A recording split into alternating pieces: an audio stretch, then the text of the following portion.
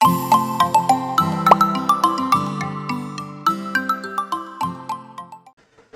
बच्चों, मैं हूं दीपक पचौरी और ट्रांजिशन क्लासेस पर आपका स्वागत है।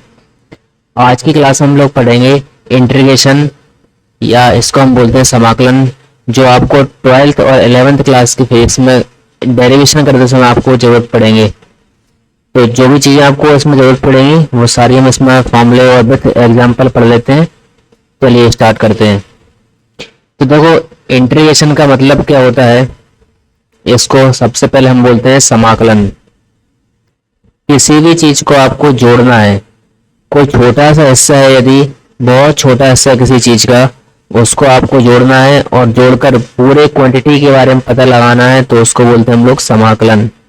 जैसे कि मान लिया एक ये लाइन है, इस लाइन की टोटल लंबाई है x और इसके आपने बहुत सारे छोटे छोटे टुकड़े किए। मान लिया टुकड़ा आपने कर दिया बहुत छोटा है टुकड़ा जिसकी लंबाई है dx। तो आपको इस dx लंबाई के टुकड़े से संपूर्ण लंबाई पता करना है। तो कैसे पता करेंगे हम लोग, इस dx ds पूरे dx वाले टुकड़ों को सबको आपस में जोड़ देंगे और जोड़ने के लिए हम यहाँ पर इस्तेमाल करेंगे किसका, इंटीग्रेशन का। ये एक मैथमेटिकल टूल्स है। इंटीग्रेशन क्या है, एक mathematical tools which helps us to add infinite number of terms। बहुत सारे टर्म को हम आपस में ऐड कर सकते हैं। अब जरूरी नहीं कि यहाँ पर हम लेंथ को ही या लंबाई को आप ऐड करें, हम क्षेत्रफल को भी ऐड कर सकते हैं। जैसे कि देखो यहाँ पर हमारे पास एक प्लेट है या डिस्क है जिसका आपको छोटा सा क्षेत्रफल दिया गया है dA। आपको संपूर्ण प्लेट का क्षेत्रफल निकालना है, तो हमें क्या करना पड़ेगा, इस dA का समाकलन करना पड़ेगा या इंटीग्रेशन करना पड़ेगा, तो आपको संपूर्ण क्षेत्रफल प्राप्त हो जाएगा। इसी प्रकार से यहाँ पर कुछ आयतन दिया गया है आपको, आयतन में आपको छोटा सा आयतन दिया गया है ये डी ही। तो इस छोटे से आयतन को हम ऐड कर देंगे तो ये बन जाएगा संपूर्ण आयतन, और ये किसके द्वारा ऐड करेंगे हम लोग, इंटीग्रेशन के द्वारा। तो चलिए देखते हैं हम इसमें जो फॉर्मूले आपको इस्तेमाल करने पड़ेंगे, ये जो कि डेरिवेशन में काफी ज्यादा काम में आते हैं, वो कौन कौन से हैं।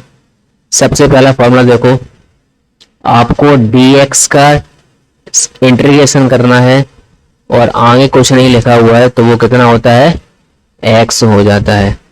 ओके, ऐसे ही यदि x की घात n लिखा हुआ है, x की पावर n, और dx के सापेक्ष में हम इसका इंटीग्रेशन करेंगे तो ये हो जाएगा x की घात n+1 बटे n+1।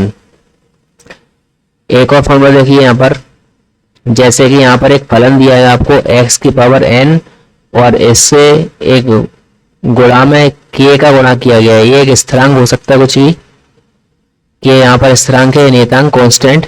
तो जब भी हम इस प्रकार की चीजों का समाकलन करेंगे जहां पर आपको एक स्थिरांक दिया रहेगा और यहाँ पर कोई वेरिएबल फंक्शन दिया रहेगा, तो उसमें से स्थिरांक तो आ जाता है बाहर। स्थिरांक का हम कभी भी इंटीग्रेशन या डिफरेंशिएशन नहीं करते हैं, तो इसको हमने बाहर निकाल दिया। अब यहाँ पर केवल इंटीग्रेशन किसका होगा, x की पावर n का, वो भी dx के सापेक्ष में। और x की पावर n का हम लोग अभी सीख ही चुके थे, x की पावर n का होता है x की पावर n+1 अपॉन n+1। चलिए इन फॉर्मूले के ऊपर हम लोग कुछ एग्जांपल कर लेते हैं। तो देखिए पहला एग्जांपल, जैसे यहाँ पर दिया गया है x स्क्वायर का आपको यहाँ पर इंटीग्रेशन करना है। तो x की पावर यहाँ पर 2 दिया गया है, तो हमें अभी सीखा था हमने x की पावर यदि n है तो क्या होता है, x की पावर n+1।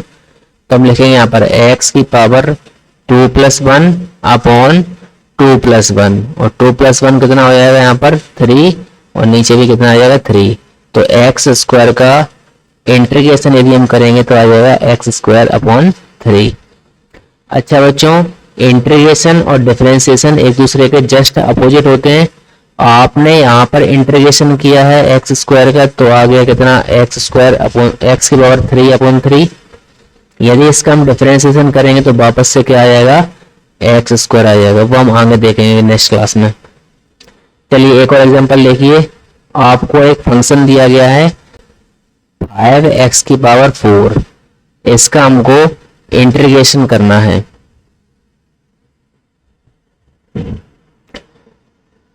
इसमें देखिए पहले 5 तो है एक स्थिरांक या कांस्टेंट, तो उसको हम बाहर निकाल देंगे। केवल इंटीग्रेशन किसका हुआ, x की पावर 4 का। तो ये 5 बाहर आ गया, x की पावर 4 का हमने इंटीग्रेशन कर दिया। x की पावर 4 का कैसे करेंगे, x की पावर 4 प्लस 1 अपॉन 4 प्लस 1। तो ये 4 प्लस 1 हो जाएगा 5, नीचे भी हो जाएगा 5। तो ये एक बाहर आएगा 5, तो 5 से 5 कैंसिल हो जाएंगे, ये 5 से 5 कैंसिल, तो बच जाएगा आपका x की पावर 5। और एग्जांपल देखिए 3/2 x की पावर 2/3, इसका आपको इंटीग्रेशन करना है। तो ये 3/2 तो क्या है, यहाँ पर एक स्थिरांक है, इसको हम बाहर निकाल लेंगे, तो ये आ जाएगा 3/2। केवल इंटीग्रेशन किसका हो जाएगा, x की पावर 2/3 का। तो हमने इंटीग्रेशन किया है x की पावर 2/3 का dx के सापेक्ष में। अब इसका कैसे करेंगे हम, x के पावर n का कितना होता है n+1, यानी कि x की पावर n+1 अपॉन n+1। तो यहाँ पर 3/2 तो बाहर आ गया है, x की पावर 2/3 प्लस 1 आ जाएगा, नीचे भी क्या हो जाएगा 2/3 प्लस 1। 2/3 प्लस 1, यदि इसको हम सॉल्व करेंगे एलसीएम लेना पड़ेगा आपको, 3 आ जाएगा यहाँ पर और ऊपर आ जाएगा यहाँ पर 5। तो ये 2 प्लस 3 कितना आ जाएगा 5, तो अब आएगा 5/3, नीचे भी पूरा ऐड करने के बाद कितना आ जाएगा 5/3। अब ये 5/3 को हम इधर मल्टीप्लाई में करेंगे तो ऊपर 3 ऊपर चला जाएगा और 5 नीचे आ जाएगा, तो आ जाएगा कितना 3/2 इंटू 3/5 x टू की पावर 5/3, और n का मल्टीप्लाई कर देंगे आपस में तो आ जाएगा 9 और नीचे आ जाएगा 10, तो 9/10 x टू की पावर 5/3, ये इसका आंसर आ जाएगा। चलिए नेक्स्ट एग्जांपल की ओर बढ़ते हैं हम लोग। 7x की पावर 6 दिया गया है, देखो यहाँ पर 7 स्थिरांक है, स्थिरांक बाहर आ जाएगा, तो ये आ जाएगा 7। इंटीग्रेशन किसका करेंगे हम लोग, केवल x की पावर 6 का। तो फिर से हम वही x की पावर n वाला फॉर्मूला लगा देंगे। तो ये फॉर्मूला होता है x की पावर n+1 यानी 7 आ जाएगा अपॉन n+1, तो नीचे भी क्या आ जाएगा 7, 7 से 7 कैंसिल, तो आ जाएगा x की पावर 7। तो आई होप आप लोग सीख गए होंगे। चलिए हम कुछ और इम्पोर्टेंट फॉर्मूले की तरफ चलते हैं। तो देखो अब आपके पास मान लिया दो फंक्शन है m और क्या है n, और m और n दोनों x के फंक्शन है। किसके फंक्शन है ये, x के फंक्शन, यानी कि m और n किसके ऊपर निर्भर कर रहे हैं, x के ऊपर। और आपको दोनों का इंटीग्रेशन करना है, और दोनों या तो प्लस में हो सकते हैं या फिर माइनस में हो सकते हैं। यदि ऐसी कंडीशन कहीं पे भी देखने को मिले तो हमें क्या करना पड़ेगा, पहले वाले फंक्शन का अलग से इंटीग्रेशन करना पड़ेगा, प्लस माइनस जो भी लगा हुआ है हम वो लगा देंगे, तो दूसरे वाले फंक्शन का दोबारा से इंटीग्रेशन कर देंगे। तो यहाँ पर इंटीग्रेशन हो जाएगा n dx का। ऐसे यदि आपको sin x का इंटीग्रेशन करना हो, sin x का इंटीग्रेशन यदि हम करेंगे तो ये हो जाता है माइनस cos x, और cos x का इंटीग्रेशन करेंगे तो होता है sin x। इसमें माइनस का ध्यान रखना, इंटीग्रेशन में sin का यदि इंटीग्रेशन करेंगे तो माइनस का cos x हो जाता है। चलिए कुछ एग्जांपल यहाँ पर हम देख लेते हैं।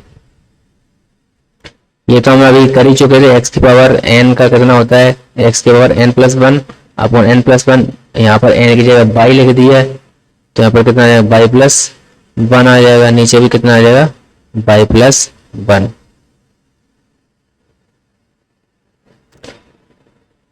तो देखिए यहाँ पर आपको एक एग्जांपल दिया गया है, x² + x का आपको इंटीग्रेशन करना है dx के सापेक्ष में। तो दो फंक्शन है यहाँ पर, एक तो x² है और एक दूसरा कौन सा x, दोनों का हम इंटीग्रेशन करेंगे तो अलग अलग करके आपको इंटीग्रेशन करना पड़ेगा।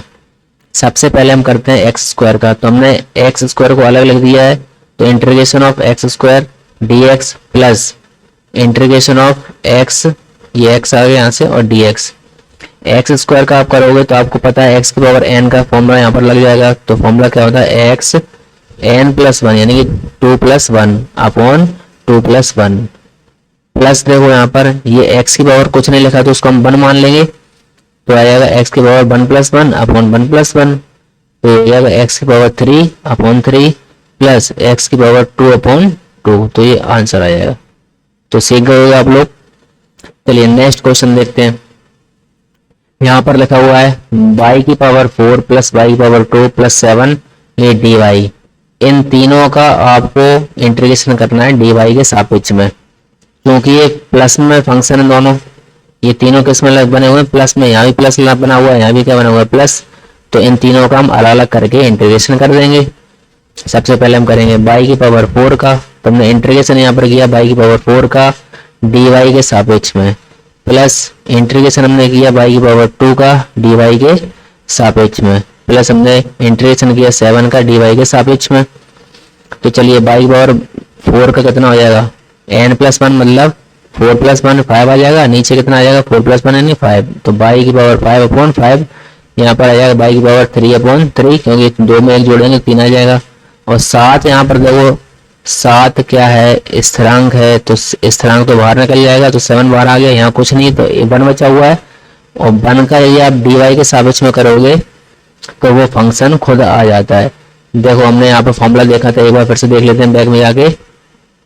देखो यहाँ पर क्या लिखा था मैं dx का यदि इंटीग्रेशन हम करेंगे, यहाँ कुछ नहीं लिखा हुआ है तो फंक्शन खुद आ जाता है। कुछ नहीं लिखा है इसका मतलब क्या 1 तो होगा यहाँ पर, तो 1 का यदि हम करेंगे किसी फंक्शन के सापेक्ष में तो आंसर कितना आ जाता है, वो फंक्शन खुद आ जाएगा। तो यहाँ पर भी कितना आ गया y लिखा हुआ है, तो यहाँ पर क्या आ जाएगा y, तो ये आंसर आ जाएगा।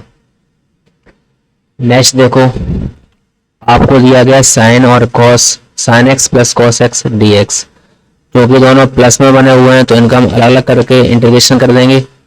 तो सबसे पहले हमने लिखा integration sine x dx, plus लगाया तो प्लस लगा दिया हमने, फिर इंटीग्रेशन किया cos x का, तो इंटीग्रेशन हो जाएगा cos x dx। Sine x का भी हमने सीखा था कितना होता है इंटीग्रेशन माइनस cos x, और cos x का कितना होता है साइन x। तो प्लस वाले को हम आगे लिख देते हैं, माइनस वाले को पीछे लिख देते हैं, होता कुछ नहीं, इससे देखने में थोड़ा अच्छा लगता है। तो आंसर क्या आ जाएगा sine x minus cos x। चलिए अब हम कुछ लिमिट फंक्शन सीखेंगे। लिमिट, अब ये लिमिट फंक्शन क्या होता है, जैसे कि आपको यहाँ पर एक लाइन दी गई है, इस लाइन का आपने छोटा सा टुकड़ा लिया dx, तो आपको क्या करना है इस पूरे लाइन की लंबाई बताना है। तो क्या करना पड़ेगा dx dx जोड़ देना पड़ेगा आपको। तो जैसे आप छोटे छोटे हिस्सों को जोड़ दोगे dx dx dx dx, तो ये बन जाएगी x लंबाई। लेकिन यदि तुमसे कहा जाए कि आपको पूरी लंबाई नहीं जोड़नी, केवल यहाँ से लेकर यहाँ तक की लंबाई बतानी है, सपोज यहाँ वैल्यू दी गई 2, यहाँ पर दी गई है 7, तो 2 से लेकर 7 तक आपको केवल जोड़ना है। तो यदि 2 से लेकर 7 तक जोड़ना है तो हमने एक लिमिट लगा दी यहाँ पर, इसलिए इसको हम बोलते हैं लिमिट। कहाँ से कहाँ तक आपको इंटीग्रेशन करना है, यानी कि एडिशन करना जोड़ना है, तो उसके लिए हम लगा देते हैं लिमिट। जैसे कि देखो x की पावर 2 दिया गया यहाँ पर और dx दिया गया है, कहाँ से कहाँ तक आपको इंटीग्रेशन करना है 0 से लेकर 1 तक। सबसे पहले तो हम इंटीग्रेशन कर देंगे, उसके बाद लिमिट रखी जाती है। तो देखो कैसे हम इसको इंटीग्रेशन करेंगे। x की पावर n का होता है x की पावर n+1 अपॉन n+1, तो x की पावर 2 का हो जाएगा 2+1 अपॉन 2+1। अच्छा ये लिमिट जो लगी थी, लिमिट को हम ऐसे लगाते हैं ब्रैकेट के बाहर, तो ये है लोअर लिमिट, लोअर लिमिट हमने रख दी 0, ये अपर लिमिट है तो उसको हमने अपर लिमिट रख दिया 1। तो ये आ जाएगा x की पावर 3 अपॉन 3, ये 1 अपर लिमिट, 0 पे आ जाएगी लोअर लिमिट। अब लिमिट कैसे रखते हैं हम लोग, लिमिट इसमें पुट करने के लिए जो फंक्शन आपको दिया गया है उसकी जगह सबसे पहले तो लिखेंगे हम लोग अपर लिमिट, माइनस करके लिखी जाती है लोअर लिमिट। अपर लिमिट यहाँ पर दी गई है 1, लोअर लिमिट दी गई है 0। तो पहले हम लिखते हैं इसमें अपर लिमिट, तो x की जगह हमने रख दिया 1, तो 1 की पावर 3 अपॉन 3, ये 3 पहले से था यहाँ पर, माइनस लोअर लिमिट, माइनस करके 0 रख देंगे हम यहाँ पर, तो आ जाएगा 0 की पावर 3 अपॉन 3। तो ये 0 है तो जो सब 0 हो जाएगा, यहाँ बचेगा कितना 1/3, तो ये आंसर आ जाएगा 1/3। तो आई होप लिमिट वाले क्वेश्चन भी आप सीख गए होंगे। चलो हम नेक्स्ट क्वेश्चन करते हैं। जैसे कि आपको दिया गया है 3x की पावर 5,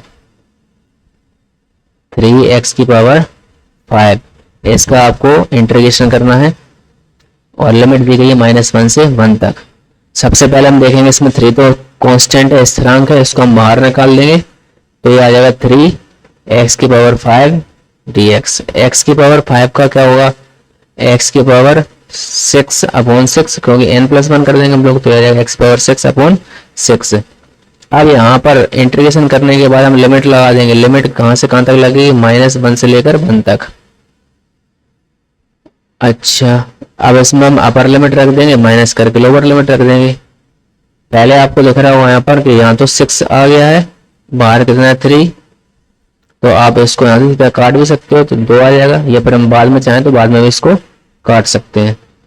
तो ये आ गया 2, और 2 तो स्थिर है, इसका मान तो बदल नहीं रहा। 2 को हम बाहर भी निकाल सकते हैं, तो हमने 1/2 बाहर निकाल दिया। यहाँ बचेगा x की पावर 6। अब हम इसमें लिमिट रख देंगे, पहले लिखेंगे अपर लिमिट, माइनस करके लिखेंगे लोअर लिमिट। तो 1/2 यहाँ आ गया, x की जगह हमने रख दिया 1, तो 1 की पावर 6 माइनस एक, तो हमने क्या लिखा था, लोअर लिमिट रखते हम लोग upper limit minus lower limit. तो अपर लिमिट हमने यहाँ पर रखी 1, माइनस एक, तो माइनस ये और एक माइनस इसमें खुद में लगा हुआ है तो इसका माइनस हमने यहाँ पर लिख दिया, तो -1 की पावर 6। -1 की पावर 6 करेंगे तो यहाँ पर आंसर किस में आएगा, प्लस में आ जाएगा। ठीक है, +1, ये किस में आएगा, +1, एक माइनस लगा हुआ तो 1 - 1 आ जाएगा 0। 0 को इसमें गुणा करेंगे, आंसर कितना आ जाएगा 0।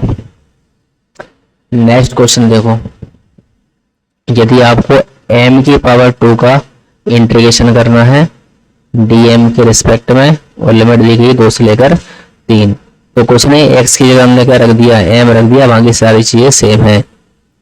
तो देखो m की पावर 2 कम क्या करेंगे, m की पावर 3/3, लिमिट लगा देंगे 2 से लेकर 3। 1/3 को हम बाहर निकाल सकते हैं क्योंकि स्थिर है ये, तो हमने बाहर निकाल लिया 1/3, तो यहाँ बचेगा m की पावर 3, लिमिट लगा देंगे 2 से लेकर 3 तक। पहले लिखेंगे अपर लिमिट, माइनस करके लिखेंगे लोअर लिमिट, तो 1/3 की जगह 1/3 आ गया। m की पावर 3 के पहले अपर लिमिट रखा तो 3 की पावर 3 माइनस 2 की पावर 3, 3 की पावर 3 कितना होता है 27, ये 2 की पावर 3 हो जाता है 8, 27 में से 8 एरिया जाएगा तो बचेगा 19 अपॉन ये 1/3 तक, अपॉन में क्या आ जाएगा 3।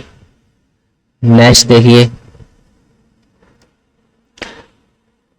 देखो यहाँ पर कुछ क्वेश्चन और दिए गए हैं, जैसे x की पावर 3 है plus x² plus x plus 10, इसका आपको dx के सापेक्ष में इंटीग्रेशन करना है। तो चूंकि सभी फंक्शन प्लस में दिए गए हैं तो सभी फंक्शन का आपको अलग अलग करके इंटीग्रेशन करना पड़ेगा। इसका अलग इंटीग्रेशन, इसका अलग इंटीग्रेशन, इसका अलग और इसका अलग। तो अब बार बार करके मैं प्लस नहीं लिख रहा हूँ, सीधा इंटीग्रेशन करके देख रहे हैं। x की पावर 3 का क्या हो जाएगा, x की पावर 4/4, कलर चेंज कर लेते हैं पेन का, वरना माइनस प्लस में दिक्कत आएगी। चलिए देखिए, तो x की पावर 4/4 आ जाएगा। x की पावर 2 को कितना आ जाएगा, x की पावर 3/3, क्योंकि दोनों प्लस में हैं तो ये बीच में भी क्या आ जाएगा प्लस। x लिखा हुआ है, x लिखा है, इसका मतलब x की पावर 1 है तो आ जाएगा x की पावर 2/2। 10 लिखा हुआ है, 10 लिखा है, इसका मतलब क्या है 10 तो बाहर आ जाएगा, यहाँ कुछ नहीं है तो 1 मान लेंगे हम लोग। 1 का यदि इंटीग्रेशन करेंगे x के सापेक्ष में तो वो खुद फंक्शन आ जाता है, तो आ जाएगा 10 और 1 का हो जाएगा x, तो 10x हो जाएगा। ऐसे देखो यहाँ पर लगा है sin x प्लस 2x², इसका करेंगे तो अलग अलग करके करना पड़ेगा क्योंकि बीच में प्लस लगा हुआ है। sin x का हो जाएगा माइनस cos x और प्लस की जगह आ जाएगा प्लस 2, आपका स्थिर है तो बाहर आ जाएगा 2, x की पावर 2 को हो जाएगा x की पावर 3/3। ओके, x की पावर 3 का यदि हम करेंगे तो देखो लिमिट लगी है यहाँ पर -1 से लेकर 2 तक, तो x की पावर 3 का होता है x की पावर 4/4, लिमिट लगा देंगे -1 से लेकर 2 तक। अपर लिमिट रखेंगे अपॉन माइनस लोअर लिमिट रखेंगे 1/4, यहाँ पर कांस्टेंट बाहर निकाल देंगे इसको हम लोग, तो 1/4 बाहर निकाल दिया। x की जगह पर हमने रख दिया 2, तो 2 की पावर 4 आ जाएगा, माइनस अपर लिमिट रख चुके हम लोग minus lower limit. Lower limit में देखो आ जाएगा कितना -1, क्योंकि यहाँ -1 था तो -1 की पावर 4। अब इसको सॉल्व कर लेते हैं, 2 की पावर 4 होता है 16, माइनस की जगह हमने माइनस लगाया, -1 की पावर 4 को करोगे तो आ जाएगा प्लस का 1। अब ये 16 में से 1 कट जाएगा तो आ जाएगा 15, और नीचे 4 था तो 15/4। आई होप आपको सभी फॉर्मूले और उसके एग्जाम्पल समझ में आ गए होंगे। तो आपके 11th और 12th फिजिक्स में जितने भी डेरिवेशन है, आपके डेरिवेशन में जितने भी इंटीग्रेशन काम में आएंगे, सब आप आसानी से कर सकते हो यदि आपने इतना सॉल्व कर लिया। इसको बार बार प्रैक्टिस करना। यदि आप चैनल पर नए हैं तो सब्सक्राइब करें और सभी बच्चों के साथ शेयर करें। Thank you.